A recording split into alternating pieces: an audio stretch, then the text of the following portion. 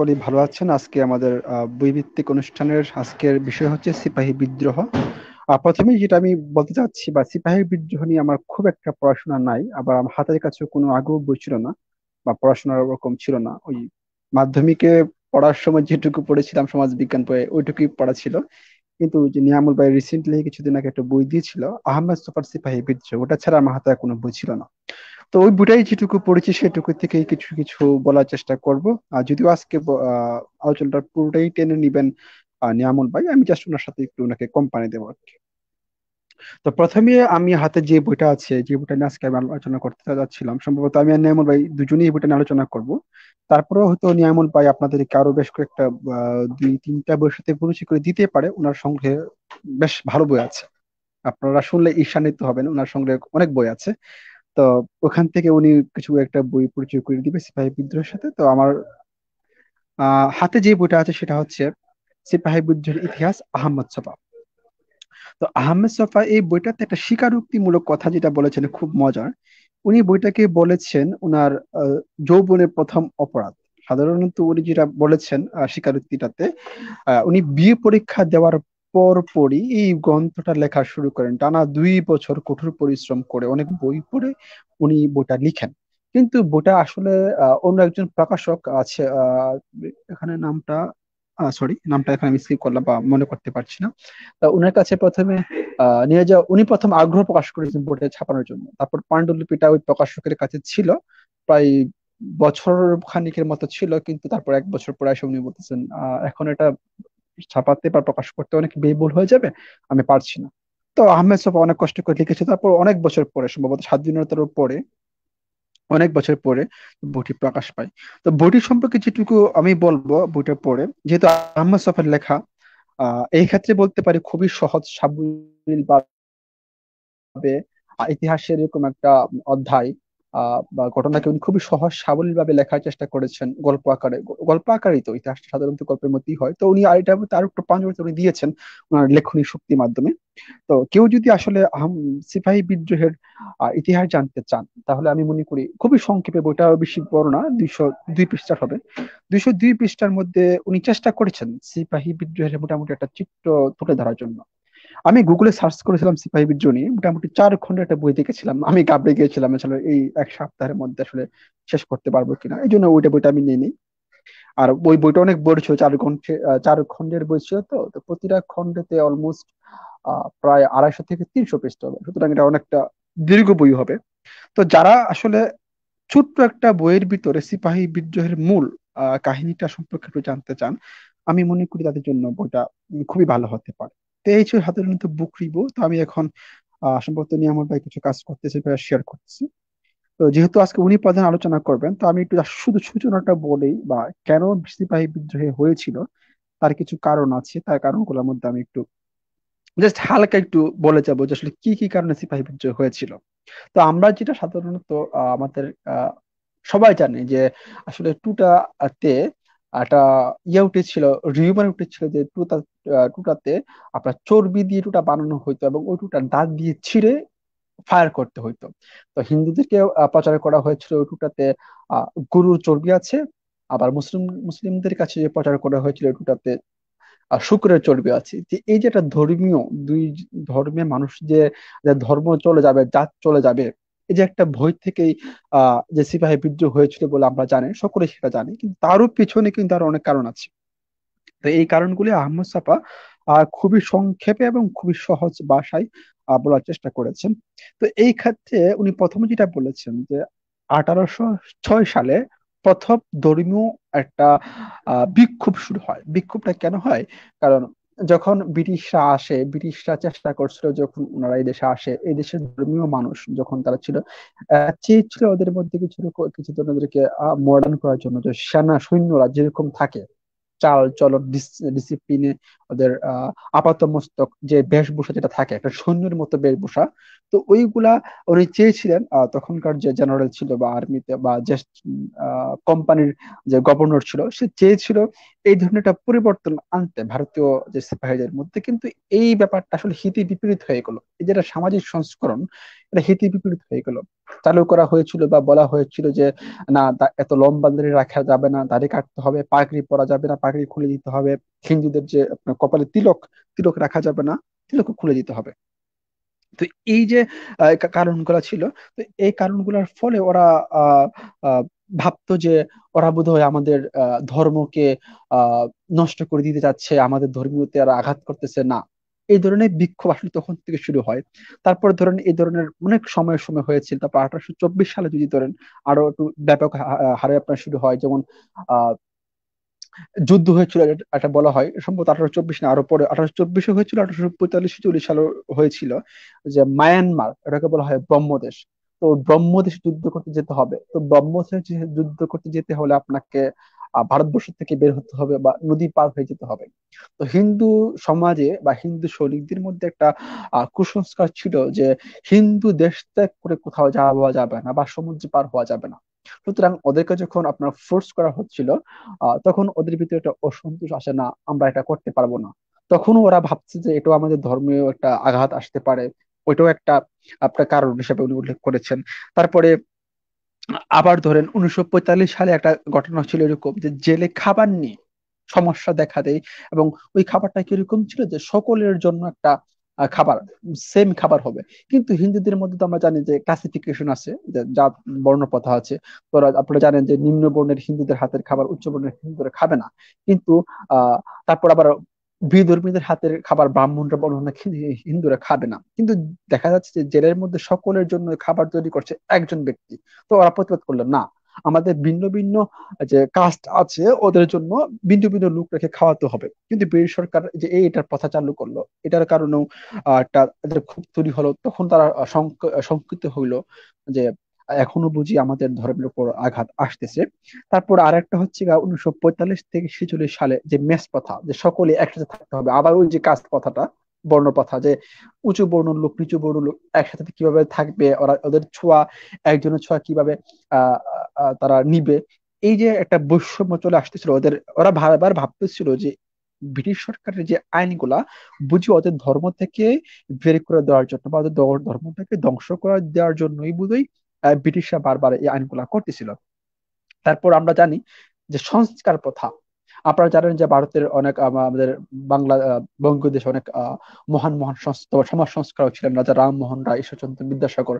রাজা রামমোহন রায় এবং ঈশ্বরচন্দ্র বিদ্যাসাগরের কল্যাণে যে হিন্দু সমাজে যে সংস্কারগুলো হয়েছিল, যে বিধবা বিবাহ আইন বা সতীদাহ প্রথা যে রোধ করা, এটা যে রোধ করেছিল এবং এটা যে অনুমোদন করেছিল ব্রিটিশ সরকার, এটা তো একটা খুব বা ইয়া লেগেছিল বা সংকট ভয় পেয়েছিল হিন্দুর সমাজে। ওরা ভেবেছিল এই কথাগুলা, যে কথাগুলা আমাদের সমাজে শত শত বছর ধরে চলে আসতেছে এবং আমাদের হিন্দু রিলিজনের একটা পার্ট এন্ড পার্সেল, আহ ওইটাতে তারা আঘাত করলো। সুতরাং এটা বুঝি তাদের ধর্মের ভিতরে আবার আঘাত করার একটা ব্যাপার তারা মনে করলো। সুতরাং ওই দিকটাকেও তারা ভালোভাবে নিয়ে নেয়।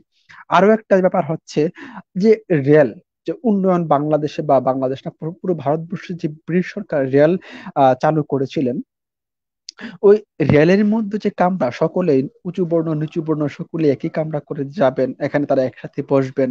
সুতরাং তারা এখনো আবার ভেবেছিল এটাও ঠিক না, আমরা কিভাবে নিম্ন বর্ণের হিন্দুর সাথে বসবো উচ্চ বর্ণের হিন্দু, আবারও একটা শঙ্কা।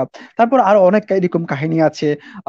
তারা মনে করতো যে আপনার আহ হিন্দু খ্রিস্টান মিশনারি এই দেশে আইসা যখন খ্রিস্টান ধর্ম প্রচার করতে শুরু করলো, বিভিন্ন স্কুল খুললো এবং স্কুলগুলোতে বাধ্যতামূলক বাইবেল পড়ানোটা চালু করেছিল, প্রত্যেককে বাইবেল পড়তে হবে।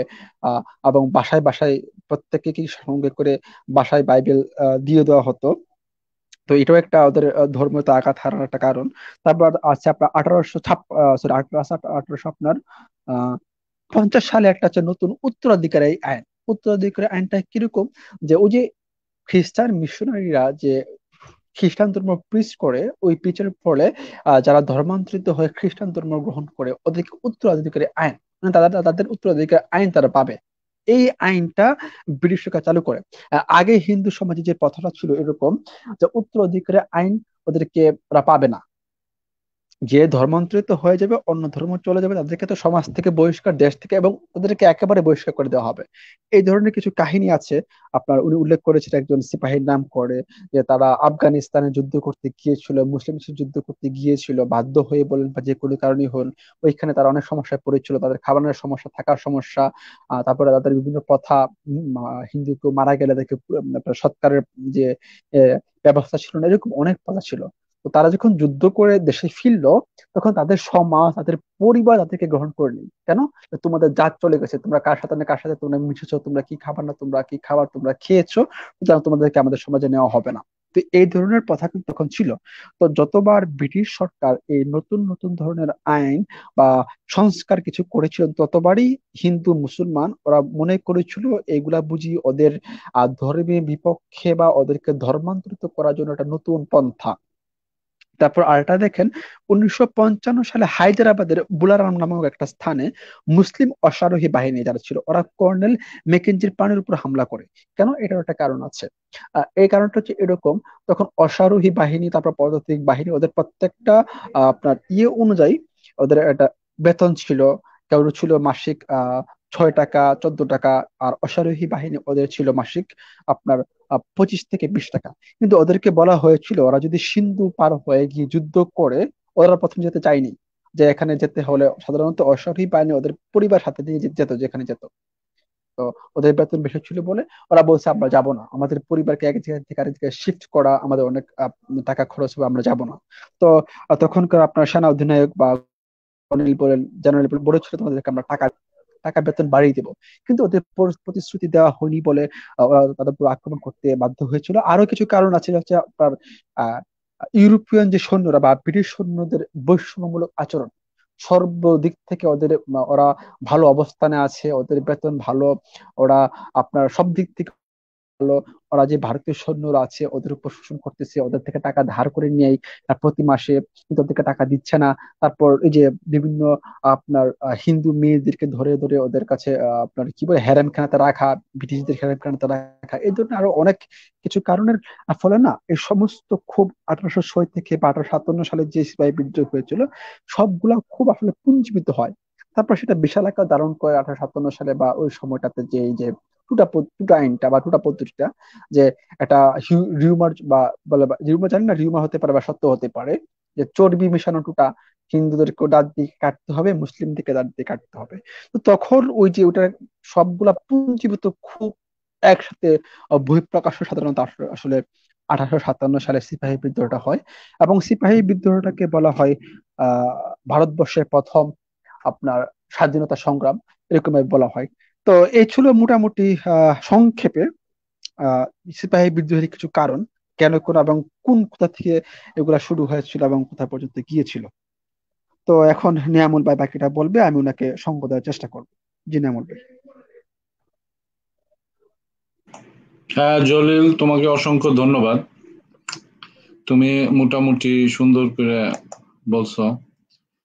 আমরাও চেষ্টা করবো। আমি এখন আহমদ সফরটা দিয়ে শুরু করি। এখানে আমি জানি না যদি মিস না করে থাকি, তাহলে এখানে আমি কারণগুলো সাধারণত দুই ভাগে বিভক্ত করি। যে কিছু হচ্ছে রাজনৈতিক মানে পলিটিক্যাল, রাজনৈতিক সামাজিক কারণ, আরেকটা হচ্ছে শুধু সেনাবাহিনীর জনিত যে কারণগুলো। তো তোমার কারণগুলো ছাড়াও আর কিছু কারণ যে আমি এই বই দেয়া আছে, এই বই দিয়েই শুরু করি। যে আরেকটা কারণ হচ্ছে আফগান যুদ্ধে কিন্তু ইংরেজদের পরাজয় হয়। তো পরাজয় হওয়ার পরে এই যে ব্রিটিশ ছাউনিতে যেই সেনারা ছিল বাঙালি, আমাদের ভারতের, ভারত মহাদেশীয়, তারা চিন্তা করতে শুরু করে যে আসলে এই ইংরেজরাও পরাজয় বরণ করে। তার আগ পর্যন্ত তাদের একটা মোটামুটি ধারণা ছিল যে ইংরেজরা মানে দেশীয় নবাব রাজাদের সাথে যখন যুদ্ধ হচ্ছিল, মোটামুটি মোটামুটি আসলে সবগুলোতে ইংরেজরাই জয়লাভ করে। তো এই আফগান যুদ্ধের পরাজয়টা তাদেরকে আহ এই বিদ্রোহের দিকে কিছুটা হলেও ধাবিত করে ইংরেজদের বিরুদ্ধে কথা বলার জন্য। আর একটা হচ্ছে যে রাজনৈতিক আলাপটা, সরি, সেনাবাহিনীর আরেকটা বিষয় হচ্ছে যে যখন এই সিন্ধু নদী পার হওয়ার যেই কথা, আফগান এবং বার্মা যুদ্ধে এই সিন্ধু নদী পার হইতে হইতো, যেটাও কিনা তাদের ধর্মে ছিল নিষেধ, এবং বার্মা যাওয়ার জন্য সমুদ্রের পানি পার হইতে হইতো, সেটাও তাদের জন্য ছিল নিষিদ্ধ। সুতরাং এই যে অসন্তুষ্ট হয়, যেটা অলরেডি জলিল বলে গেছে, পরবর্তীতে এই পেশাদার সৈনিকদের সাথে চুক্তি নবায়ন করার সময় এই জিনিসটা কঠোরভাবে লেখা হয় যে তাদেরকে যেখানে বলতে হবে তারা সেখানে যাইতে বাধ্য থাকবে। এই জন্য যে এই ভারতবর্ষে তখন বেশ কিছু লোকের বংশ পরস্পরায় তারা ছিল সৈনিক, এই পেশাটার উপরে একটা হুমকি আসে যে তাদের মর্যাদার ব্যাপারে প্রশ্ন দেখা দেয়, যেটা কিনা ছিল ঐতিহ্য, একদিক দিয়ে বংশের ঐতিহ্য, আরেক দিক দিয়ে হচ্ছে ধর্ম। তারা এই একটা চাপের ভিতরে পড়ে নতুন চুক্তি আইনে এই অংশটা ঢুকায় দেওয়ার ফলে। লর্ড উইলিয়াম বেন্টিকের অর্থনৈতিক সংস্কারের সময় ইংরেজদের বেতন কমানো হয়েছিল, যার ফলে ইংরেজ সৈনিকরা তখন বিদ্রোহ করে। এই জিনিসটাও সিপাহীদেরকে একটা উৎসাহ দেয় যে আসলে যে ইংরেজরাও তাদের সেনাপতিদের বিরুদ্ধে কাজ করতে পারে, কথা বলতে পারে, আন্দোলন করতে পারে, এই জিনিসটাও তাদেরকে অনেকটা সাহস জুগিয়েছিল। রাওয়ালপিন্ডির সমন্বয়ক স্যার চার্লস নেপিয়ে, উনি এই জিনিসগুলা খেয়াল করছিলেন যে সেনাবাহিনীতে যে এই বৈষম্য, যে বেতনের বৈষম্য, তারপরে যে ব্যবহারের যে বৈশিষ্ট্যটার কথা বললো জলিল, উচ্ছৃঙ্খল জীবন, ঋণ নেয়া, এটার আরেকটা কারণ ছিল যে ওই সময় এই ইস্ট ইন্ডিয়ার চাকরিটা খুব লোভনীয় ব্যাপার ছিল ইংল্যান্ডের লোকদের কাছে। দেখা যায় তো খুব অল্প বয়সেই বড় বড় আর্ল অথবা স্যার এদের ছেলে মেয়েদেরকে পাঠাইতো এই ইস্ট ইন্ডিয়ার অফিসার হিসেবে, তারা ছিল বয়সে কম। সুতরাং বয়সে কম, এত টাকা বেতনের চাকরি, তাদের মাথা নষ্ট হওয়ার জোগাড়, আর যার ফলে তারা জুয়া, আরাম আয়েশ, খারাপ ব্যবহার, ঋণ, এই বিভিন্ন অপরাধের সাথে জড়িত হয়ে পড়তো। এইসব দেখেই তখনকার সমন্বয়ক স্যার চার্লস নেপিয়ে লর্ড ডালহৌসিকে বলছিলেন যে এগুলো ফিক্স করার জন্য, এগুলো দেখার জন্য, কিন্তু উনি সম্পূর্ণভাবে এই জিনিসটা অগ্রাহ্য করেন। আর 1836 সালে ফার্সি ভাষা থেকে ইংরেজদের দাপ্তরিক কার্যের ভাষা হয়ে যায় ইংলিশ। এটা একটা বিশাল কারণ তখনকার দিনের, যে আগেকার মুসলমানরা মোটামুটি ফার্সি ভাষা জানতো এবং সকল বড় চাকরিগুলো তাদের আন্ডারে ছিল, কিন্তু যখন তারা সেটা ইংলিশে হয়ে যায় তখন দেখা যায় তাদের ভিতরে একটা অভিমান কাজ করে, এবং এটাও সিপাহী বিপ্লবের একটা কারণ। আরেকটা কারণ আছে, সেটা হচ্ছে এগুলো আমি সামাজিক কারণ বলতেছি, তাছাড়া জানেন নীলকর বিদ্রোহ, ফারায়েজি আন্দোলন, এগুলো কিন্তু সামাজিক ভাবে একটা ভিত তৈরি করে দিচ্ছে আপনার এই ধরনের একটা আন্দোলনের। 1828 সালে আছে নিষ্কর জমির যে ব্যাপারটা, এটা একটু ব্যাখ্যা করতে হবে। ইংরেজরা 1790 সালের দিকে আপনার দেখতে পাই যে অনেক জমি আছে রাজা নবাবদের হাতে, যেগুলো থেকে কোনো কর নেওয়া যায় না, কারণ সেই সব জমির আয় থেকে হয়তো কলেজ অথবা ধর্মীয় যে উপাসনালয়গুলো ছিল সেগুলাতে আপনার এই ওখানে কি বলে এগুলো খরচ চালানো হইতো, এই জন্য এগুলো ছিল নিষ্কর জমি। এই বিশাল নিষ্কর জমি তারা একটা জরিপ করে, এবং জরিপ করার পরে বিভিন্ন অজুহাতে এই নিষ্কর জমিগুলো তারা নিয়ে নেয় ইংরেজরা, এবং আবার সেগুলো জায়গিরদার হিসেবে বন্টন করে, এবং বিশাল পরিমাণে একটা ট্যাক্স এখান থেকে আসে। এই যে জমিগুলো নিয়ে নেওয়া হয় তার বেশিরভাগ সংখ্যকই ছিল মুসলমান। এইভাবে মুসলমানরা ক্ষতির সম্মুখীন হয় এবং তারা সিপাহী বিপ্লবকে সমর্থন দেয়। আচ্ছা, মোটামুটি ট্যাক্স বৃদ্ধি আরেকটা কারণ, এই ইংরেজরা বিভিন্নভাবে ট্যাক্স বৃদ্ধি করে, এটা আপনারা জানেন, নতুন করে বলার কিছু নাই। তো আমি আসলে আমার বক্তব্যের শুরুতেই একটা কথা বলতে চাচ্ছিলাম যে বিপ্লব নাকি বিদ্রোহ, আসলে আমরা যারা উপমহাদেশীয় লোক তারা এটাকে প্রথম স্বাধীনতা সংগ্রাম বলি, বিভিন্নভাবে জাতীয়তাবাদের সংগ্রাম বলি, কিন্তু আসলে এটা কতটুকু সেইভাবে স্বাধীনতার সংগ্রাম বলা যায়? এবং ইংরেজরা এটা বিদ্রোহ বলেই সবসময় বলে। তো আমি বিদ্রোহ বলি আর বিপ্লব বলি, দুইটা জিনিস বাংলা ভাষায় প্রায় সমার্থক, এই জন্য এটা নিয়ে আর তর্কে গেলাম না। আর বিভিন্ন বইয়ে দেখতেছি এটা বিভিন্ন ভাবে বলা হচ্ছে, এমন কি সিপাহী বানানটাও হ্রস্ব ইকার আর দীর্ঘ ইকারের বিভিন্ন জায়গায় বিভিন্ন ভাবে আসছে। আর এটাতে একটা বড় বিষয় হচ্ছে যে আমাদের একজন দর্শক অলরেডি একটা সুন্দর প্রশ্ন করেছেন, 1857 সালের বিদ্রোহ অনেকটাই সিপাহীদের মধ্যে সীমাবদ্ধ ছিল, আসমুদ্র হিমাচল জুড়ে আন্দোলনের ঢেউ মোটেই ছড়িয়ে পড়েনি, সাধারণ নাগরিক ও বিদ্রোহ মোটামুটি দূরেই ছিল। হ্যাঁ, এটা একটা আপনি বিশাল বড় কথা বলছেন। আমরা আমাদের আলোচনার শেষে এই বিষয়গুলো নিয়ে কথা বলবো আশা করি। তো এখন আমি চলে যাব, এই ছিল মোটামুটি সিপাহী বিদ্রোহের ইতিহাস। আর ধর্মের যে ব্যাপারটা, এটাও আমি সবার শেষে কথা বলবো, এটার উপরে মোটামুটি ভালো কিছু বলার আছে। সো আমি প্রথমে বলতে চাই যে বাহাদুর শাহ যেই সম্রাট ছিল, শেষ সম্রাট, ওনার যেই বিচারের প্রক্রিয়াটা, সেটার উপরে একটা সুন্দর ভালো বই আছে। সেই বইটার নাম হচ্ছে গিয়ে আপনার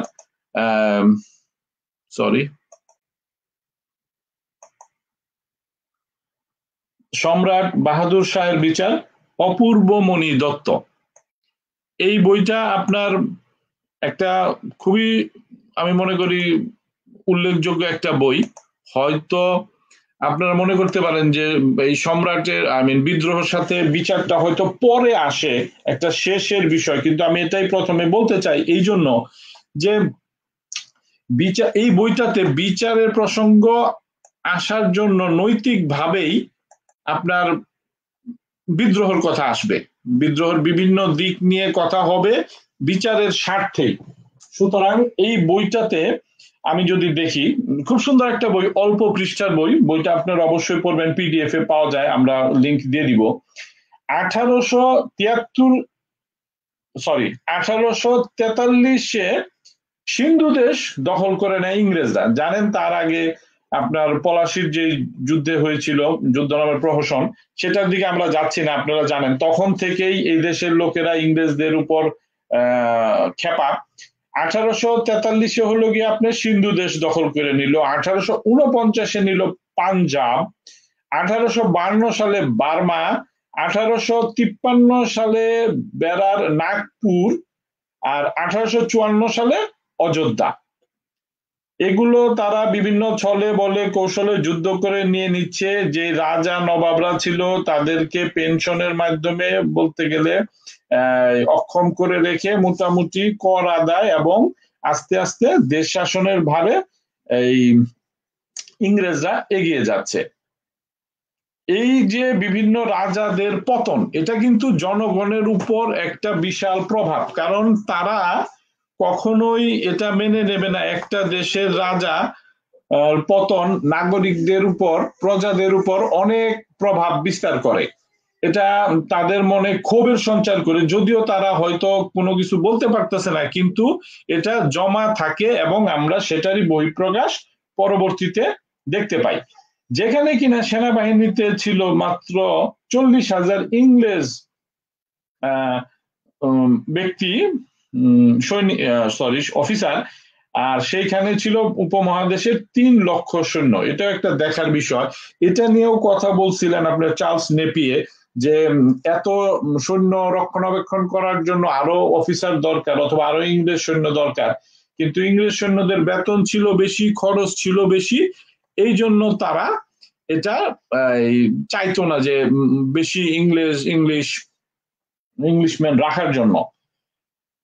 তো যার ফলে দেখা যায় যে বিদ্রোহের সময় তারা এটা রক্ষা করতে পারে নাই। আরো একটা কারণ এখন আমার হঠাৎ করে মনে পড়ে যাচ্ছে, যে আসলে যে অল্প বয়সী অফিসাররা ছিল তারা পারে নাই, তাদের সেই যোগ্যতা ছিল না এই উপমহাদেশের যে সৈন্য তাদেরকে নিয়ন্ত্রণ করার জন্য, তাদের বয়স ছিল কম। আর যে এখানে আরেকটা সুন্দর তথ্য দেওয়া আছে, যে আমরা জানি যে বাহাদুর শাহ সম্রাট, শেষ সম্রাট বাহাদুর শাহ জাফর, উনি ইংরেজদের হাতে বন্দী ছিলেন, কিন্তু এমন না কিন্তু যে উনি প্রথম এখানে বন্দী হন। তার আগে উনার দাদা 1803 সালে শাহ আলম বন্দী হন মহারাষ্ট্র দ্বারা।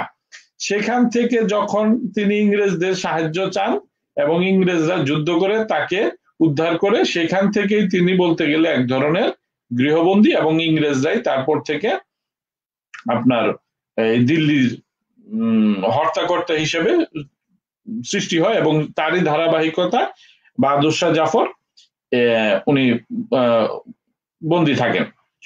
তো 8ই জুন থেকে 14ই সেপ্টেম্বর পর্যন্ত দিল্লি অবরুদ্ধ করে রাখে বিদ্রোহীরা। আমি এখান থেকে এই ঘটনাগুলো বলতে চাচ্ছি না যেগুলো আপনারা হয়তো সাধারণভাবে জানেন, কারণ এই ইতিহাস সিপাহী বিপ্লব আপনাদের আগে থেকে জানা, কিছু কিছু অবশ্যই আপনারা জানেন। এই জন্য আমি একদম যেই ঘটনাগুলো আপনাদেরকে একটু ঘটনার আড়ালে থাকে সেগুলো নিয়ে কথা বলতে চাচ্ছিলাম। এতদিন দিল্লি যে অবরুদ্ধ করে রাখে, দিল্লি অবরুদ্ধ করার সময় যখন সম্রাট বাহাদুর শাহকে এর দায়িত্ব নেয়ার কথা বলা হলো, তাকে নেতা নির্বাচন করা হলো, তখন কিন্তু উনি নিতে অস্বীকার হন, কারণ তার বয়স হয়ে গিয়েছিল। তিনি সেরকম শক্ত মেরুদণ্ডের ছিলেন না, ওনার মনে ছিল ভয়। কিন্তু তার যে রাজপুত্র মির্জা মোগল, উনি প্রধান সেনাপতি হন, এবং এই ঘটনাগুলো এই বইটা পড়লে আপনারা দেখতে পারবেন কিভাবে স্টেপ বাই স্টেপ লুণ্ঠন, হত্যা, লুটতরাজ, বিশ্বাসঘাতকতা এগুলো চলে আসতেছে। আপনার এই অবরুদ্ধ দিল্লি থাকাকালীন সময় প্রচুর ইংরেজদের হত্যা করা হয়েছে। এটা আমার জানি না, এক এক বই এক এক কথা বলতেছে। তো এটা অবশ্য অস্বাভাবিক কিছু না, কারণ সৈনিকদের যখন এরকম বিদ্রোহ হয় এবং ওই সময় দেখার তাদের সময় থাকে না, বিচার করার মতো থাকে না মন মানসিকতা, সো নারী পুরুষ নির্বিশেষে ইংরেজদের হত্যা যদি হয়েও থাকে সেটা হলো অস্বাভাবিক কিছু হবে না। তখন আপনার বিভিন্ন আইন আদালতের কাগজপত্র সব পুরাই দেওয়া হয়েছিল, আপনার খাজানজি লুট করা হয়। আর সবচেয়ে দুঃখের বিষয় হচ্ছে যে যখন পতন হয়, পতনের জন্য অনেক লোকেরাই অনেকভাবে কারণ বিস্তারিত বলতেছে, তো আমরা সময় থাকলে বলবো কারণগুলো। এই বইয়ে আরেকটা জিনিস আমি দেখতে পাচ্ছি যে এই শেষ সম্রাট বাহাদুর শাহ উনি কিন্তু সব প্রত্যাখ্যান করেন। পরে যখন বিপ্লব থেমে যায়, যখন উনি গ্রেপ্তার হন, উনি কিন্তু সম্পূর্ণই প্রত্যাখ্যান করেন যে উনার কোনো হাত ছিল না, সৈনিকরা তাকে বাধ্য করছে ফরমান জারি করতে, তার সিলমোহর ব্যবহার করতে, তার মুখ দিয়ে এইসব কথা বলাইতে। উনি সবগুলো প্রত্যাখ্যান করেন। কিন্তু এখানে অনেক অন্যান্য লেখকের কথা বলতেছি আমি, তারা কিন্তু এই জন্য বাহাদুর শাহকে কাপুরুষী বলতেছে। উনি যদি স্বীকার করে নিতেন হয়তো ওনাকে মৃত্যুদণ্ড দেওয়া হইতো বার্মায় নির্বাসন না দিয়ে, কিন্তু উনি আমাদের কাছে একজন স্মরণীয় এবং হিরো হিসেবে থাকতেন। কিন্তু বর্তমান ইতিহাসে আমরা তাকে একজন কাপুরুষ নেতা হিসেবেই চিনি। অত্যন্ত দুঃখের ব্যাপার হচ্ছে যে কোনো বিচার ছাড়াই সম্রাটের পুত্রদেরকে এখানে হত্যা করা হয় ইংরেজ সৈনিকরা। ইংরেজ সৈনিকরা যখন দিল্লি দখল করে ফোর্ট, তখন কিন্তু তারাও লুটতরাজ করে। খুবই দুঃখের বিষয় হচ্ছে প্রথমবার বিপ্লবীদের দ্বারা লুটতরাজ হত্যার পরে যখন ইংরেজরা ঢুকে, তখন তারাও নির্বিচারে এই হত্যাকাণ্ড চালায়, এবং তারা সম্রাটের পুত্রদেরকে হত্যা করে। যদিও সবাইকে না, বোধহয় অল্প 2টা ছেলে সহ এবং রানী সহ বাদশাকে রেঙ্গুনে পাঠানো হয়। এই বইয়ের এই একটা সমস্যা যে শাস্তির বিবরণটা কি সেটা ওইভাবে লেখা হয় নাই।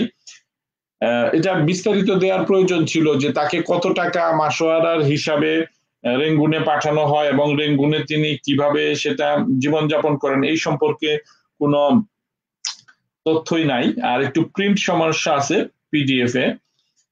তো এই ছিল মোটামুটি সম্রাট বাহাদুর শাহর বিচার বইটা। আর এটার সাথে রিলেটেড বলবো দাস্তাম্বু মির্জা গালিবের যে বই, এই বইটাও খুবই গুরুত্বপূর্ণ একটা বই। এই বইটা মির্জা গালিবকে আপনারা চিনেন তার শের, তার কবিতার জন্য। তার বইটার নাম হচ্ছে দাস্তাম্বু, যার মানে হচ্ছে যে ফুলের কি বলে এটা, এই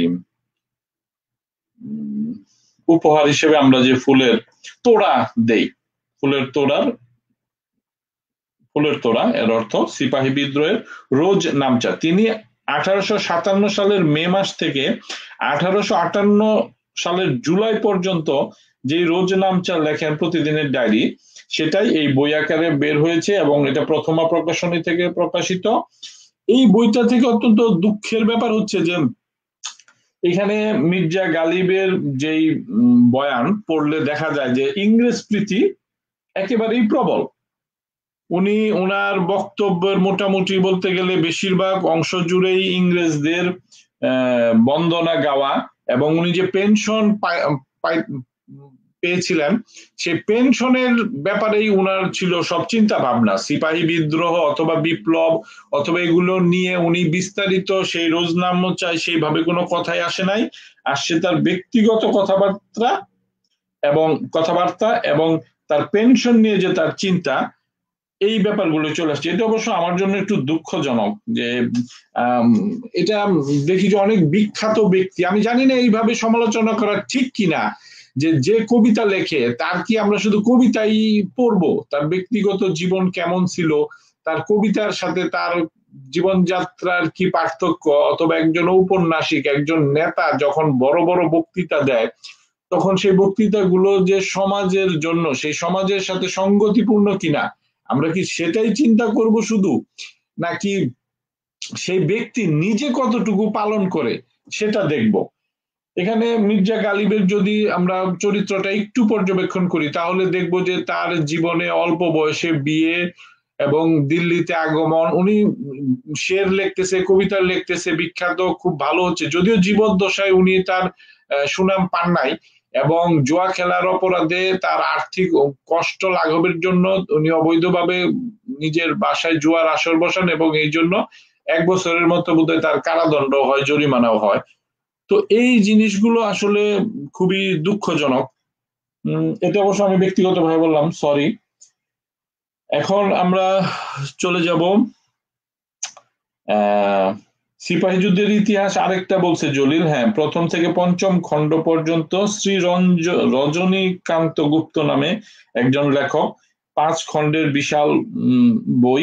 এটা আমার অত্যন্ত দুঃখের ব্যাপার যে আসলে আমি 7 দিনে এই বইটা পড়তে পারিনি, হালকার উপরে শুধু একটু চোখ বুলাইছি, তবে মনে হয় এই বইটা খুবই একটা ভালো বই, আপনারা এই বইটাও পড়তে পারেন। কিন্তু আমি অত্যন্ত দুঃখের বিষয় যে এই বইটা নিয়ে আমি তেমন কিছু বলতে পারতেছি না। আচ্ছা, আমরা পরবর্তী বইয়ে যাওয়ার আগেই আমরা একটু কমেন্ট গুলা পড়ি। জলিল, তুমি যদি কিছু বলতে চাও, কমেন্ট গুলা কি তুমি পড়ছো? হ্যাঁ, কমেন্ট করে আমি পড়ছি। মোহন ভাই যে একটা কথা বলেছিল না, যে আসলে সিপাহী বিদ্রোহটা আমজনতার আসলে পক্ষ থেকে ছিল না, বা শুধুমাত্র সিপাহীদের বিদ্রোহেরই কারণ। তো আমি আসলে এই যে আহমদ সুপার যে বইটা পড়েছি, বইটা পড়েও আমার কাছে আসলে এটাই মনে হয়েছিল, বা মনে হয় যে সাধারণভাবে যেভাবে বলা হয় যে সিপাহী বিদ্রোহে আমাদের ভারতীয় উপমহাদেশের প্রথম স্বাধীনতা বিদ্রোহ বা স্বাধীনতা সংগ্রাম, আসলে কি ওইরকম ভাবে এটাকে বলা যায় নাকি না শুধু একটা ক্যান্টনমেন্টের বা একটা সেনাবাহিনীর আন্ডারে সিপাহীদের জাস্ট বিদ্রোহ? ওদের ভিতরে কি আসলে ওই ধরনের কোনো স্বাধীনতা, যে ব্রিটিশ উপনিবেশ থেকে ভারতবর্ষকে মুক্ত করতে হবে, স্বাধীন করতে হবে, ওরকম কিছু ওদের চিন্তা ভাবনা ছিল কিনা, এটাও কিন্তু আমাদের ভাবায় বা আসলে। কারণ যদি আপনি দেখেন এই তখন যে কাহিনীগুলো পড়লাম সবকিছু কিন্তু আসলে ওদের বিদ্রোহ, তার ভিতরে কিন্তু এটা নয় যে আমরা ব্রিটিশ অধীনে থাকবো না, বা ওরা যে বেসামরিক লোক ছিল বা অন্য অন্য কোনো নেতার বা মহান লোকের আন্ডারে এটা স্বাধীনতা সংগ্রামে ডাক দেওয়া, ওরকম কিন্তু না। ওদের সাথে যদি আপনারা কিন্তু বেসামরিক লোকও ওরকম আমরা দেখি না। ওরা যা শুধু ওদের যে সাধারণ কর্নেল ছিল, মেজর ছিল, ওদেরকে হত্যা করছে, মানে মানে বিচ্ছিন্ন ভাবে। ওরা আপনার রেসিডেন্ট ঘেরাও করছে, আপনার তখন বড় বড় অফিসারদের বাসভবন ঘেরাও করছে, এরা বিচ্ছিন্ন বিচ্ছিন্ন ভাবে লখনৌ বলেন, অযোধ্যা বলেন, দিল্লি বলেন, এই অঞ্চলগুলোতে ওরা কিন্তু বিদ্রোহ করছে। তো আসলে এটাও কিন্তু একটা ভাবার বিষয় বা আলোচনার করার বিষয় আর কি। জি না। Right, right, thank you very much. আমি সেটাই বলতেছিলাম যে আসলে এটা মোহন, রাইট, মোহন গোল্ডার, আপনার অসংখ্য ধন্যবাদ। যে আসলে জিনিসটা সুদূর প্রসারী পরিকল্পনা ছিল কিনা, সেই সময় যে বিদ্রোহরা বিভিন্ন স্থানে বিদ্রোহ করেছিল তাদের ভিতরে কোনো সমন্বয় ছিল কিনা, অথবা তাদের আসল উদ্দেশ্যটা কি ছিল, যে কতটুকু তারা সমগ্র দেশ স্বাধীন করার জন্য, নাকি নিজেদের শুধু প্রাপ্যটুকু পাওয়ার জন্য তাদের এই আন্দোলন।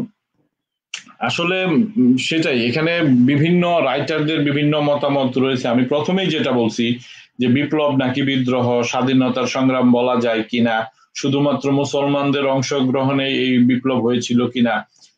তো এটা বিভিন্ন বই বিভিন্ন কথা আসছে, তো আমি আসলে ওইভাবে বলতে পারতেছি না। তবে বিদ্রোহ ব্যর্থতা হওয়ার জন্য যে এটা একটা বড় কারণ, যে এই সমন্বয়ের অভাব, এটা বলা যায়। যে যদি তারা এইভাবে আরেকটু সুসংহত ভাবে কাজ করত, তাহলে হয়তো বিপ্লব অন্যরকম হইতে পারত। এই ক্ষেত্রে নিয়ামত ভাই একটা উদাহরণ দিতে হয়। ওরা যখন অযোধ্যা যখন ওরা ঘেরাও করেছিলেন, বা অযোধ্যা যখন সিপাহী বিদ্রোহরা যখন গিয়েছিলেন, অযোধ্যা আপনার তখন সম্ভবত ছিল হেনরি, স্যার হেনরি নাকি একজন ছিল, আপনার নামটা এই মুহূর্তে আমি মনে করতে পারছি না, সরি। আসলে ইতিহাসের নাম শোন আমার মনে রাখতে একটু কষ্টই হয়। তো তখন ওই রেসিডেন্টের ভিতরে কিন্তু সাধারণত ইউরোপিয়ান সেনা সদস্য সহ ভারতীয় সদস্য সব মিলিয়ে কিন্তু আপনার লোক সংখ্যা ছিল মাত্র 3,000। তারপরে আপনার আর 3,000-এর মধ্যে সম্ভবত 1,700 ছিল শুধুমাত্র সৈন্য যারা অস্ত্র ধরতে পারে বা অস্ত্র চালাতে পারে। আর বিদ্রোহীরা ছিল কিন্তু প্রায় বেশ কয়েকটা রেজিমেন্ট ছিল, বেশ কয়েকটা ব্যাটালিয়ন ছিল। ওরা এত লোক সংখ্যা থাকার পরেও কিন্তু ওরা মোটামুটি ভাবে কোন রকম এরকম একটা আছে না যে সফল হওয়া বা একটা সুবিধাজনক অবস্থা থাকতে পারেনি। এর কারণ হচ্ছে আসলে ওদেরকে কে লিড করতেছিল, ওদের ভিতরে যেটা আন্ডারস্ট্যান্ডিং ছিল বা আমাদের পরিকল্পনা কি, আমার মনে হয় ওদের ভিতরে সাধারণত পরিকল্পনা অভাব ছিলই বলে আমার একটা মনে হয়। না হয় এতগুলা সিপাহী থাকা সত্ত্বেও এতদিন ওরা কিন্তু ভিতরে অবরুদ্ধ অবস্থা ছিল। অযোধ্যাতে ওরা যখন ছিল ওরা কিন্তু ভিতরে অবরুদ্ধ অবস্থা ছিল। হ্যাঁ, তারপর ওরা কিন্তু বেশ কয়েকবার এই দুর্গ থেকে ওই দুর্গতে মহিলা শিশুদেরকে স্থানান্তর করছে।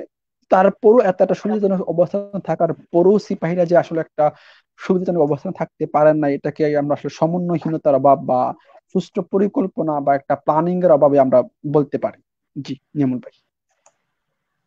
হুম, রাইট, ঠিক বলেছো। আমরা এখানে কয়টা ছবি দেখতে পাচ্ছি।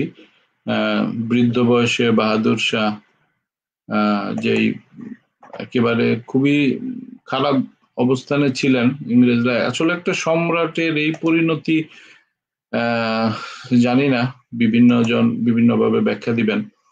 আরেকটা ছবি দেখতে পাচ্ছি যে ইন্ডিয়াতে যে 3টা প্রভিন্স ছিল, সেই 3টা প্রভিন্সের ম্যাপটা, এই যে বেঙ্গল রেজিমেন্টের যে বিশাল বড় একটা অংশ লাল রঙের। মোটামুটি এই কয়টা ছবি আমি, এটা একটা ব্যাংকের ছবি 1857 সালের। আচ্ছা, এখন আমি আসি আমার যে সেকেন্ড সিপাহী বিপ্লবের সাথে তো অবশ্যই সম্পর্কযুক্ত। সেই সাথে আমি মনে করি যে এই বইটা একটা উল্লেখযোগ্য বই, কলকাতা কেন্দ্রিক বুদ্ধিজীবী, এম আর আখতার মুকুল। আমি যখন এই সিপাহী বিদ্রোহের উপর বই খুঁজতেছিলাম, তখন দেখি যে আমার কাছে আসলে ওইভাবে একদম সিপাহী বিপ্লবের উপরে নাই, কিন্তু অন্যান্য বইয়ের মতো ওটার ভিতরে আছে। যেমন সমকালীন তৎকালীন কলকাতার একটা বিশিষ্ট পত্রিকা সমকালীনের নির্বাচিত প্রবন্ধ সংকলনে প্রথম বাঙালি খ্রিস্টান, এই লেখাটাই দেখতে পাই অজিত দাসের।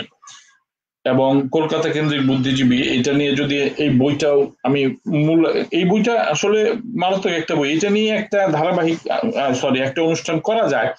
কিন্তু আমি শুধু এখান থেকে সিপাহী বিপ্লবের সাথে সম্পর্কযুক্ত, মানে ধর্মটা যে এখানে কত বড় একটা ফ্যাক্ট, সেটা বোঝানোর জন্য আমি এখন কথা বলবো। খ্রিস্টান ধর্ম কিন্তু আমরা যেটা সাধারণত জানি যে এই এই দেশে ইংরেজরা আসছে, তার মূল একটা কারণ অথবা বড় একটা কারণ হচ্ছে যে ধর্ম প্রচার করা, যে খ্রিস্টান ধর্মের প্রসার যেটা আর কি। কিন্তু আপনারা জানলে অবাক হবেন যে এটা আপনার 1793 থেকে 20 বছর পর্যন্ত পার্লামেন্টে আইন পাশ করে এই খ্রিস্টান ধর্মের প্রচার স্থগিত রাখা হয়। আমি আবার বলতেছি 1793 থেকে হচ্ছে নাকি আমি পরবর্তী। বুঝতেছি না হ্যাঁ, আমার হ্যালো, এখান থেকে। শুনতে পাচ্ছ নাকি? প্রবলেম? হ্যালো। আমার কথা শুনতে পাচ্ছি না এমন ভাই? হ্যাঁ, আমি তো তোমার কথা শুনতে পাচ্ছি। হ্যাঁ ঠিক তুমি আছে, কি? সরি, সম্ভবত কানেকশনটা আমার দিকে হ্যাঁ, ও, এখন আচ্ছা, শুনতে পাচ্ছি। ঠিক আছে। হ্যাঁ আপনি কন্টিনিউ। আচ্ছা, ঠিক আছে। ওকে, থ্যাংক ইউ। এখন আমরা যেটা আলাপ করবো মূলত পুরাটাই ধর্মভিত্তিক আলাপ, যে খ্রিস্টান ধর্মটা কিভাবে তৎকালীন সমাজে প্রভাব বিস্তার করছে সেটা নিয়ে কথা বলবো। প্রথম কথা আমি যেটা বলবো। যেমন ভাই, হ্যাঁ, সরি একটু ইন্টারাপ্ট, আপনি হ্যাঁ, শিওর। ধর্মভিত্তিক আলোচনা যাওয়ার আগে আমি কি একটু অযোধ্যা নিয়ে একটু আলোচনা করতে পারি? একটু অযোধ্যার যে হ্যাঁ, হ্যাঁ, কাহিনীটা শিওর, নিয়ে শিওর। সংক্ষেপে, অতি সংক্ষেপে যদি জাস্ট অযোধ্যাতে আসলে তখনকার সম্রাটটা কিভাবে তাদের মান সম্মান বা সম্ভ্রম ব্রিটিশদের হাতে বিকিয়ে দিয়েছিল, একটা পরাধীন হয়ে গিয়েছিল, আমি সংক্ষেপে কয়েকটা কথা বলে চলে যাব বা নির্মল হাতে দিয়ে দিব। এটা হচ্ছে অযোধ্যা কিন্তু আপনার একটা পুরানো একটা প্রদেশ ছিল, আপনার যুগ যুগ ধরে কিন্তু এটা শাসন করে আসছিল সম্ভবত ভারতের হিন্দু বা অন্যান্য শাসকরা। কিন্তু তখনকার সময়ে মাত্র ৮০ বা থেকে ৮৩ বছর সংক্ষিপ্ত সময়ের জন্য ৫ জন রাজা বা সিংহাসন আরোহণ করেছিলেন। ৫ জন রাজা, এই ক্ষমতাসীন শাসক এসেছিলেন মূলত পাটনার আজীবন ধরে আপনার মুঘলদের সাথে বর্ষতা স্বীকার করে আসছিল। কিন্তু কখন অযোধ্যা আর আসলে ইংরেজদের কাছে তাদের সার্বভৌমত্ব বলেন বা সম্ভ্রম বা এটাকে কি বলে, তারা হারিয়ে ফেলে। এটা হচ্ছে আমরা যেটা এখানে দেখতে পাচ্ছি হচ্ছে নবাব সিরাজউদ্দৌলা এবং শাহজাদা শাহ আলমের সঙ্গে বিহার প্রদেশে অভিযানে অংশগ্রহণ করেন। নওয়াব এবং শাহজাদার মিলিত সৈন্য ১৭৬৪ সালে বক্সারে স্যার হেক্টরের মনোয়ারের হাতে মানে দারুণ ভাবে ভয়ঙ্কর ভাবে তারা মারাত্মক ভাবে তার পরাজিত হয়। এবং এই পরাজিত হওয়ার ফলে কিন্তু ওদের সাথে আসলে একটা সন্ধিতে আসে, পরাজিত ব্রিটিশদের সাথে একটা সন্ধিতে কি আসছে, লর্ড ক্লাইভ সম্রাট এবং উজিরদের সঙ্গে এলাহাবাদের সন্ধি হয়। সন্ধি কূটনীতিক সুবিধা লাভ করে। এই সন্ধিটাতে কি হয়েছিল? সন্ধিটাতে ছিল এরকম যে দেওয়ানি বাংলা বিহার উড়িষ্যার দেওয়ানি দিয়ে দিয়ে হচ্ছে বিদেশি শক্তির কাছে, তারা ওইখান থেকে খাজনা ট্যাক্স যা যা আছে তারা ওইখান থেকে সংগ্রহ করবে, কারা? ব্রিটিশ কোম্পানি সংগ্রহ করবে। এই যে সন্ধির চুক্তিটা হয়, এই চুক্তির মাধ্যমে কিন্তু সূচনা, যে সম্রাট বা তখনকার যে ছিল সম্রাট, ওরা যে ওদের সম্ভ্রম বলেন বা স্বাধীনতা সার্বভৌমত্ব ব্রিটিশদের হাতে দিয়ে দেয়। এবং আমরা পূর্ববর্তীতে দেখতে পারি এই যে নবাব শাহ সিরাজউদ্দৌলার বংশধর, এরা কিন্তু ওনার পরপর বেশ কয়েকবার ওনার মৃত্যুর পর বেশ কয়েকবার ক্ষমতা রদবদল হয়। এবং ব্রিটিশদের সাথে যাদের আপনার ওদের ভিতরে কিন্তু ভাই ভাই কিন্তু ক্ষমতার সিংহাসনে কে আরোহণ করবে এটা নিয়ে কিন্তু আপনার ভাই ভাই সংঘাত শুরু হয় বা একটা বিদ্রোহ শুরু হয়। তখন আসলে যে সম্রাটের ব্রিটিশদের সাথে যে সম্রাটের ভালো সম্পর্ক ছিল, কানেকশন ছিল, ব্রিটিশরা আসলে তাদেরকেই আপনার সাপোর্ট করেছিল। তো এই ক্ষেত্রে আপনার শেষ যে ছিল আপনার ওয়াজিদ আলী শাহ ওয়াজিদ আলী শাহ, উনার একটা চরিত্র এখানে আমি বিশ্লেষণ করতেছি। উনি আসলে সম্পূর্ণভাবে দায়ভার বা শাসনভার ব্রিটিশদের হাতে দিয়ে উনি নিশ্চিত একটা নামে মাত্র সম্রাট ছিলেন। উনার যে একটা কিছু বদ অভ্যাস ছিল বা বদ অভ্যাস বলতে পারি বা করতে পারি, উনি কবিতা বা সাহিত্য প্রেমী ছিলেন।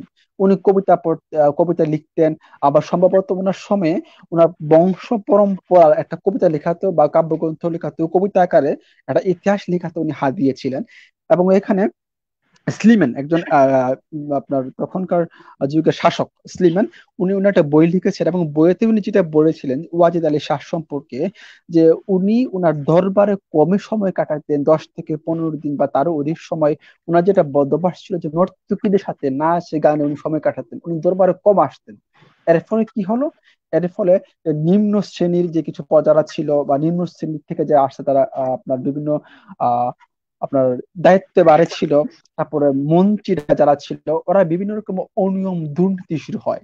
যার এই অনিয়ম দুর্নীতির ফলে প্রজাদের ভিতরে একটা অসন্তোষ দেখা দেয়, রাজ্যের মধ্যে কোনো নিয়ম নাই, শৃঙ্খলা নাই, দুর্নীতি নাই। এই যে সুযোগটা করে দিয়ে আপনার ওয়াজিদ আলী শাহ, সে তার শাসনভারে তার মনোযোগ ছিল না, এই সুযোগটা নেই আপনার ইংরেজ। তখনও কিন্তু ইংরেজরা পুরোপুরি ভাবে শাসনভারটা নিয়ে নেয়। এটা নেই হচ্ছে গা ওয়াজেদ আলী শাহের এইরকম আপনার অবহেলা, তার রাজ্যের শাসনভার অবহেলার কারণে এই সুযোগটা নিতে আপনার সুযোগটা পেয়ে যায় ইংরেজরা। পরবর্তীতে জেনারেল আটরাম নতুন শাসন কর্তা হিসাবে আসে এবং উনি শাসনকর্তা হিসাবে আসার পরে উনি যে একটা কাজ করেন, যে পুরোনো যত শাসনতন্ত্র ছিল উনি সবকিছুকেই আপনার মডিফাই করেন। এবং যারা সম্রাটের শাসন কার্যে যারা এমপি মন্ত্রীরা ছিল তারা তো সাধারণত ব্রিটিশ শাসন কার্যের সাথে তারা পরিচিত না বা ওই ধরনের তারা আধুনিকও না। তো উনি সম্পূর্ণ শাসনতন্ত্রটাকে পরিবর্তন করে নতুন নতুন আমলা বা নতুন নতুন মন্ত্রী দিতে চাইছিলেন। ফলে কি হয়েছে, ওই সম্রাটের বা ওয়াজিদ আলী শাহের দরবারের অনেকেই বেকার হয়ে পড়েন। অনেক মন্ত্রীরা আপনার যারা আপনার উজিরা তারাও বেকার হয়ে পড়েন। একটা উল্লেখযোগ্য ব্যাপার হচ্ছে প্রায় প্রায় 64,000 সম্রাটের 64,000 সৈন্য বেকার হয়ে পড়ে। এর মধ্যে কিছু সংখ্যক সৈন্যকে আপনার পুলিশে চাকরি পায়। তারপর উনি একটা কথা বলেছেন এখানে, স্লিবেন কথাটার সাথে আসলে আমি একমত হবে কি জানি না, যেহেতু বইটা একজন ব্রিটিশ লিখেছেন। উনি লিখেছেন যে তখনকার যুগে জমিদাররা, তারপর মন্ত্রীরা যদিও বিভিন্ন ধরনের দুর্নীতি করত, জমিদাররা আপনার ওদের কৃষকদের জমি জোর করে দখল করে নিত, ওদের জমি থেকে যে ফসল ফলতো ওদেরকে ওসবকেও জোর করে দখল করে নিত। তারপরে ব্রিটিশরা যখন আসলো নতুন আইন সংস্করণ করলো, তারপরেও নাকি কৃষকরা জমিদারি পক্ষ অবলম্বন করেছিল। এর কারণ হিসাবে উনি বলেছেন যে জমিদাররা আসলে তো অনেকদিন ধরেই তো আপনার ওই অঞ্চল শাসন করতেছিল। তাছাড়া ওরা শুধু জমিদার ছিল না, ওরা ছিল একটা গোত্রের প্রধান। তো গোত্রের প্রধান হিসাবে গোত্র প্রধানের প্রতি যে একটা বংশ পরম্পরায় আনুগত্য ছিল, ওই আনুগত্যের কারণে ওরা নতুন শাসনতন্ত্র প্রয়োগ করার ফলেও নাকি ওরা জমিদারদেরই পক্ষ অবলম্বন করতেছিল, ওরা ব্রিটিশদের প্রতি ওরা খুশি হতে পারেনি। আমি জানি না এটার সাথে আসলে একমত হবে কি হবে না, কারণ আমরা জানি যে ফরাজি আন্দোলন বলেন বা যে কিছু কিছু আন্দোলন ছিল, তিতুমিরে যে আন্দোলন করেছিল, ওখানে আমরা দেখতে পাই যে ব্রিটিশ জমিদারদের যে কিরকম অবহেলা আপনার কি দুর্ব্যবহার করেছিল প্রজাদের সাথে, তখন যে ফরাজি আন্দোলন ঘটিত হয়েছিল, তিতুমির আন্দোলন। তো এই বক্তব্যের সাথে আমি আসলে কতটুকু একমত হবো আমি বুঝতেছি না, যেহেতু এটা ব্রিটিশদের লেখা বই। তারপর আরো কিছু কিছু এখানে কারণ উল্লেখ করেছেন তখনকার যুগের প্রজারা বা সৈনিকরা কেন ব্রিটিশ শাসনের প্রতি সন্তুষ্ট হতে পারে নাই। এর মধ্যে একটা হচ্ছে যে আফিমের উপর কর। আর আপনারা জানেন গ্রাম অঞ্চলে মানুষরা তারা নেশা করে আফিম কর বা আফিম তারা তখন তারা নিত। এখন আফিমের উপর কর দেওয়ার ফলে আফিমের দাম খুব বেড়ে গেছে। তো এটার কারণে তারা সরকারের প্রতি সন্তুষ্ট হতে পারেনি। আর একটা হচ্ছে মুসলমানদের ধর্ম অনুভূতি। একটা আপনার ভবন ছিল, এটার নাম হচ্ছে কদমে রাসুল ভবন।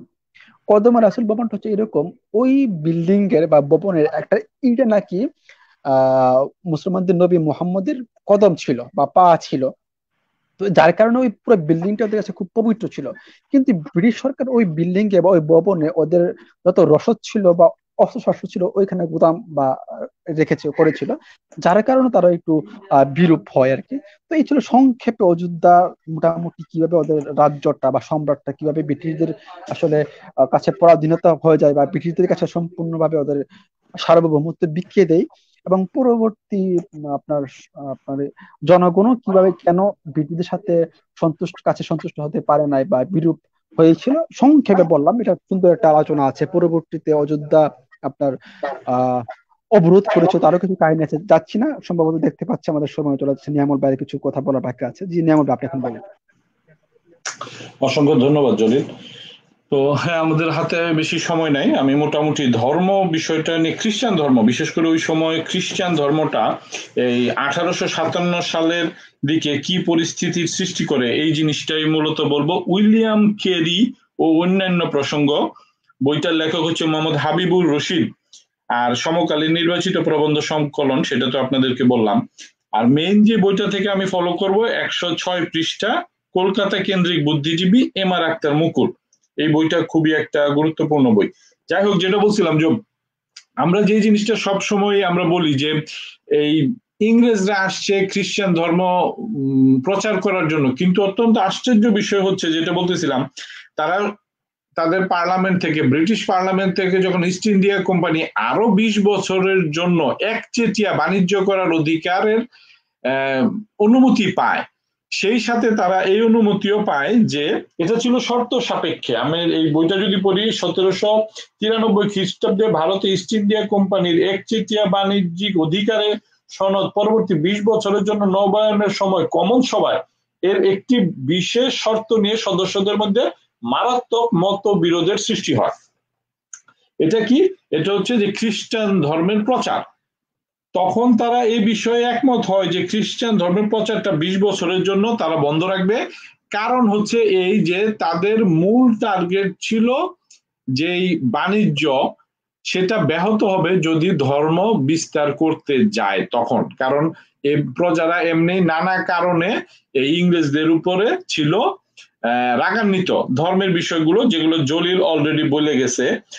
তো এই যে 20টা বছর না হওয়ার ফলে কি হয়, যে হিন্দুদের সাথে খুবই ভালো সুসম্পর্ক ছিল। মূলত খ্রিস্টানরা মুসলমানদেরকে প্রতিদ্বন্দ্বী মনে করত। তার একটা বড় কারণ হচ্ছে যে ওই সময় পুতুল সরকার হইলেও আপনার মুসলমানরাই ছিল ক্ষমতায়, ইংরেজরা ক্ষমতা নেওয়ার সাথে সাথে আস্তে আস্তে মুসলমানরা ক্ষমতা হারাচ্ছিল।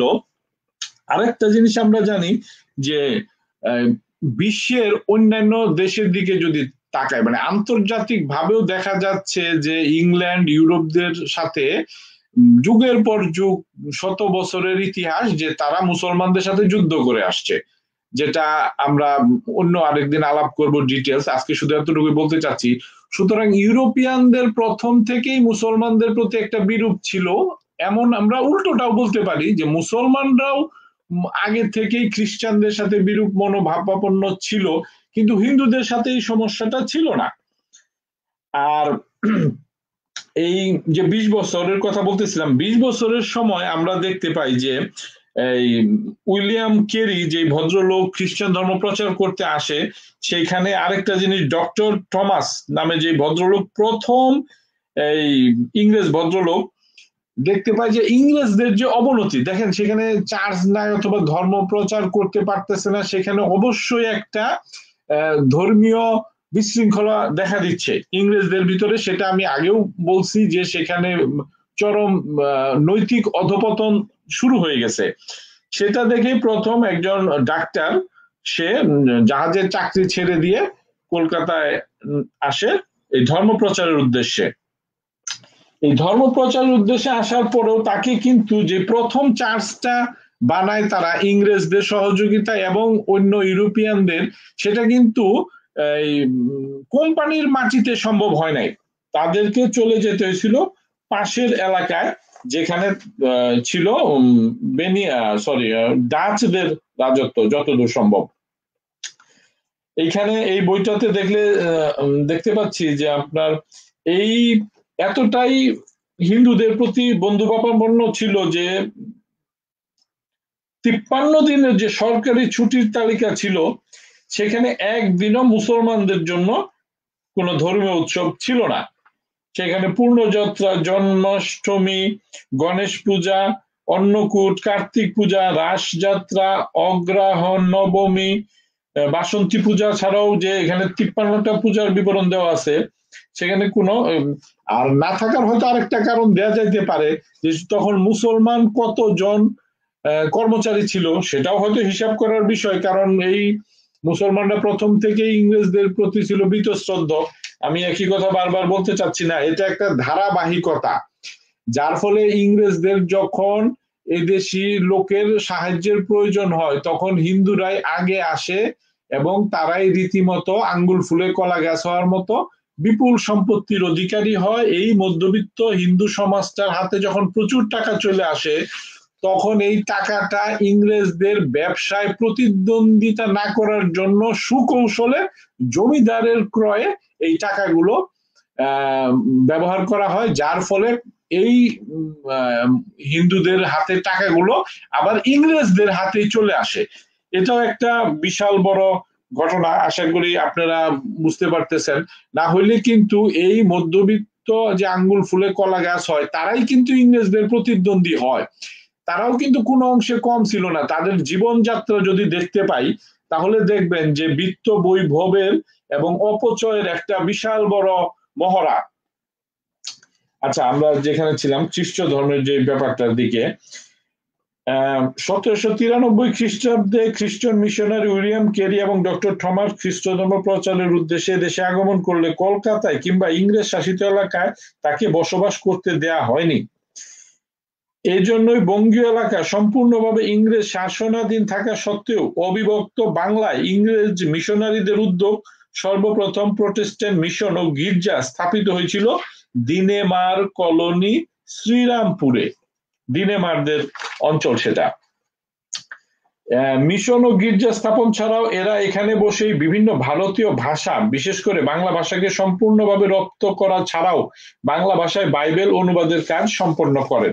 এটা অবশ্যই একটা ভালো কাজ হয় বাংলা সাহিত্যে, এটার একটা বিশাল বড় প্রকাশনা শিল্পে বিশাল বড় একটা ব্যাপার যে উইলিয়াম কেরি যখন বাইবেল ছাপানোর কথা চিন্তা করতেছিলেন তখন দেখলেন যে বাংলা ভাষায় এটা ছাপানো উচিত এবং বাংলা ভাষার ব্যাকরণের ব্যাপারে অনেক তার অবদান আছে, এবং উনি ছাপাখানায় নিয়ে আসেন এই বাইবেল ছাপানোর জন্য, কারণ দেখলেন যে যদি ইংল্যান্ড থেকে ছাপিয়ে আনা হয় তাহলে এটার খরচ অনেক বেশি পড়ে। তিনি একটা ছাপাখানায় নিয়ে আসেন এদেশে, এবং উনি বাংলা এই বাইবেলের পাশাপাশি অন্যান্য বইও আপনার ছাপা হয় এখান থেকে। আচ্ছা, এখানে 1800 খ্রিস্টাব্দে কলকাতা লালবাজারের কাছে ফোর্ট উইলিয়াম কলেজ স্থাপিত করা হলে খ্রিস্টান মিশনারি উইলিয়াম কেরিকে এই কলেজের অধ্যক্ষ নিযুক্ত করা হয়, কিন্তু শর্ত একটাই, 1813 খ্রিস্টাব্দ পর্যন্ত ইংরেজ শাসিত এলাকায় ধর্ম প্রচার করা যাবে না। তাহলে বুঝতেই পারছেন যে তারা সম্পূর্ণ বাণিজ্যিক উদ্দেশ্যে তাদের ধর্মটাকে নিষিদ্ধ করে রাখে তাদেরই নিয়ন্ত্রিত এলাকায়। আচ্ছা, 20 বছর পরে কি হয়? এখন সমস্যা হচ্ছে এটাই যে যখন এই ইংরেজরা এই দেশ শাসন করতে আসতেছে তখন দেখতেছে যে এই দেশের লোকদের টাকা পয়সা হইলেও এই ধর্মীয় যে আচার আচরণ, কারণ ইউরোপরা ছিল এই দিক দিয়ে অনেক এগিয়ে, সেই সমকালীনে দেখা যায় যে বাংলা সমাজে ধর্মের প্রচন্ড প্রভাব, অন্ধকার, কুসংস্কার, এগুলো দূর করার জন্য তারা মনে করে যে খ্রিস্টান ধর্মই আদর্শ ধর্ম। খ্রিস্টান ধর্ম যদি সবার মাঝে ব্যাপকভাবে প্রচলন করা যায় তাহলে তারা এই অন্ধকার যুগ থেকে বেরিয়ে আসতে পারবে।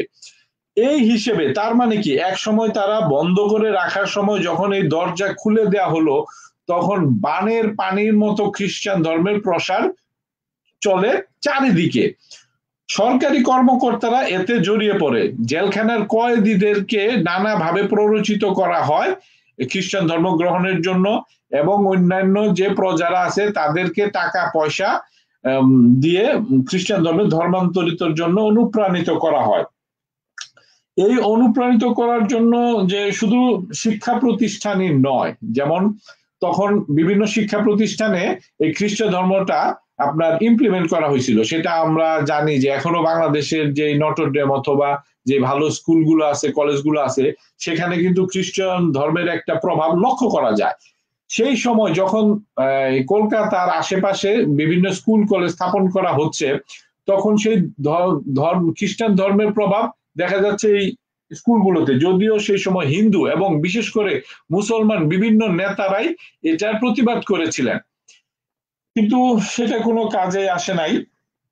বরঞ্চ এই আপনার শুধু শিক্ষা প্রতিষ্ঠান না, এই যে নতুন অফিসার হিন্দু উপমহাদেশীয় লোকদের নিয়োগ দেয়া হলো এই জায়গাতে, তারা যে ইংরেজদের সাথে মানিয়ে চলবে এই জন্য তাদের যে প্রশিক্ষণের ব্যবস্থা করা হয়, সেই প্রশিক্ষণে শুধু প্রশাসনিক কার্য নয়, শুধু ইংরেজি ভাষা নয়, সেই সাথে তাদেরকে ধর্মেও দীক্ষিত করা হয়।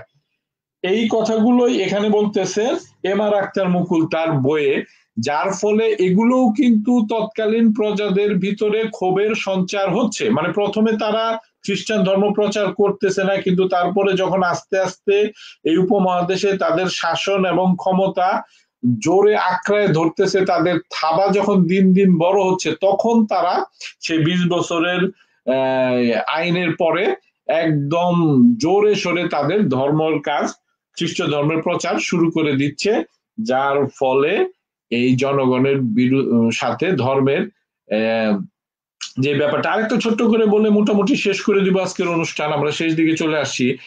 যে এটা যেমন সেনানিবাসে যে হিন্দুদের জন্য খাবার আলাদা করতে হয়, হিন্দুদের ভিতরে আবার বর্ণ প্রথা আছে, মুসলমানদের জন্য আলাদা রান্না করতে হয়, যেটা কিনা জেলখানাতেও এই সমস্যাটা ছিল। তো ইংরেজরা চাচ্ছিল এই ধরনের বাড়তি খরচগুলো না করতে। তাদের ভিতরে এই ধরনের, তাদের হয়তো ধনী গরিবের যে পার্থক্যটা আছে, কিন্তু এই ধর্মের জন্য খাবারের এই চাল চলন, ছুত মর্গ, এগুলোর ব্যাপারগুলো ছিল না। এই জন্য তারা চাচ্ছিল যে যদি খ্রিস্টান ধর্মে এই দেশের লোকদের দীক্ষিত করা যাইতো তাহলে হয়তো তাদেরকে আর এই ধরনের সমস্যার মুখোমুখি হওয়ার সম্ভব ছিল না। তো এই সব নিয়েই আন্দোলন দানা বাঁধে। আমি আর একটা ছোট্ট ইনফরমেশন দিয়ে শেষ করতে চাই যে উইলিয়াম কেরি আর ডক্টর থমাস যে দুজনে মিলে প্রথম শুরু করেছিলেন কলকাতায় খ্রিস্টান ধর্মের, তো ডক্টর থমাসের খুবই করুণ মৃত্যু হয়। তৎকালীন সময়ে খ্রিস্টান ধর্ম কেউ গ্রহণ করতো না সহজে। আসলে সত্য কথা হচ্ছে যে প্রবন্ধটার কথা বলছিলাম, প্রথম বাঙালি খ্রিস্টান, সেটা পরে একটা দুঃখজনক ঘটনা হচ্ছে এই ডক্টর থমাস পাগল হয়ে যান। উনি এত চেষ্টা করার পরেও যখন কাউকে খ্রিস্টান ধর্মে দীক্ষিত করতে পারতেছিলেন না, উনি প্রথম দিকে অর্ধ উন্মাদ হয়ে যান এবং শেষের দিকে সম্পূর্ণ পাগল অবস্থায়, উন্মাদ অবস্থায় মৃত্যুবরণ করেন। আসলে ধর্মের প্রতি বেশি ডেডিকেটেড হইলে এরকমই হয়। ধর্মটা প্রচার করতে আইসা উনি সেটা যে পারতেছে না, অক্ষম হয়ে যাচ্ছে, সেই জন্য মানসিকভাবে ভেঙে পড়ে উন্মাদ হয়ে যাওয়া, এই জিনিসটা বোধহয় আমাদের দেশেও এখন দেখা যাচ্ছে। ধর্মের নামে যে উন্মত্ততা শুরু হয়ে গেছে, জানি না আপনারা এটা কিভাবে এটার সাথে সমন্বয় সাধন করবেন। যাই হোক, আমরা মোটামুটি অনুষ্ঠান শেষের দিকে চলে আসছি। আমি আবার সেই শুরুর যে তিনটে কথা দিয়ে শেষ করতে চাই যে বিপ্লব নাকি বিদ্রোহ, স্বাধীনতার সংগ্রাম বলা যায় কিনা, আর শুধুমাত্র এটা মুসলমানদের অংশগ্রহণেই, মুসলমানরাই বেশি ক্ষতিগ্রস্ত হয়েছিল সেই সময়, সুতরাং আসলে মুসলমানদের বিপ্লব অথবা ম্যাক্সিমাম বলা যায় কিনা বুদ্ধিজীবীরা অথবা যারা ইংরেজের সুবিধাভোগী ছিলেন তারা কিন্তু এই বিপ্লব থেকে দূরেই ছিলেন। তো আশা করি আপনারা সবাই ভালো থাকবেন। জলিল, তুমি যদি কিছু বলতে চাও। হ্যাঁ, একটু আমি অ্যাড করতে চাই। আপনি যে বললেন বিপ্লব না বিদ্রোহ, একটা যে কিছু কথা বললেন, সেইখানে ওই যে কিছু কথা অ্যাড করতে পারি। আমি আশা করি আপনি আমার সাথে একমত পোষণ করবেন যে আমরা আসলে আহ বলাটা, আমি আমার অপরগত আগে স্বীকার করেছিলাম যে আসলে সিপাহী বিদ্রোহের উপর আমার তেমন পড়াশোনা নাই। আমি হয়তো ভবিষ্যতে পড়াশোনা করবো ব্যাপারটা নিয়ে। তবে যে বইটা পড়লাম আর নিয়ামল ভাইয়ের বক্তব্য থেকে যে কয়েকটা বিষয় জানলাম যে আসলে সবটা আসলে ছিল ধর্মকেন্দ্রিক।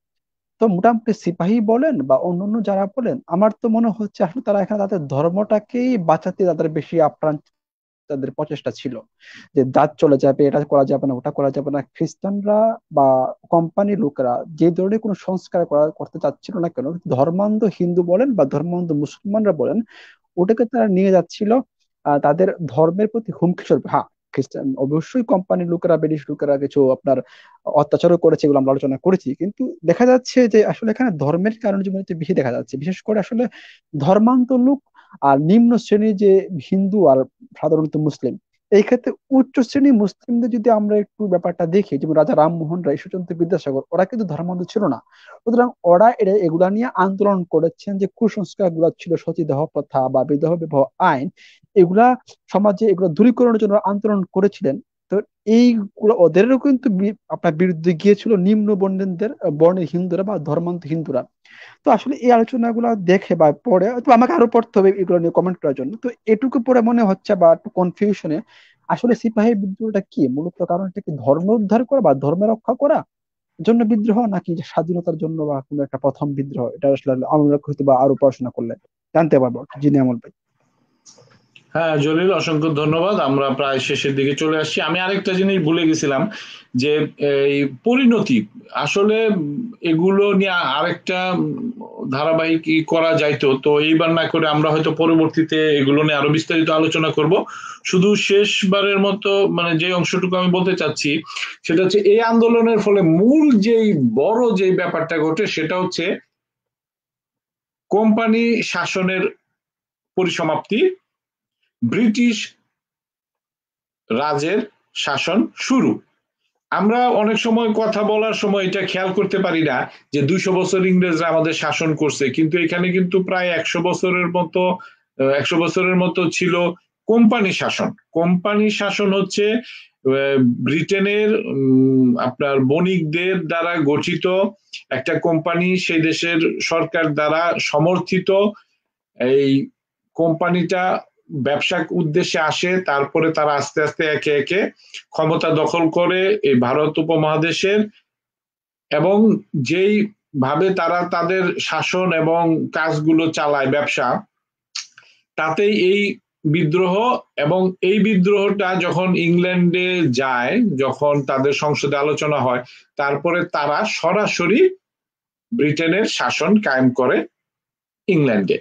এবং এরপর থেকে আস্তে আস্তে এখানে ইংল্যান্ডে বলছি, ভারতে, এরপর ভারতের লোকেরা আস্তে আস্তে নিজেদের শাসনভারের দিকে চলে আসে। সেটা নিয়ে আমরা পরবর্তীতে কথা বলবো। আপনাদেরকে অসংখ্য ধন্যবাদ ধৈর্য সহকারে আমাদের অনুষ্ঠানটি শোনার জন্য। আপনারা যারা শুনতে চান তারা আবার এটা ডাউনলোড করে শুনতে পারেন। তো অসংখ্য ধন্যবাদ জানিয়ে আজকে আমাদের শনিবার রাত 10টার অনুষ্ঠান এখানে শেষ করছি। শুভেচ্ছা, শুভরাত্রি।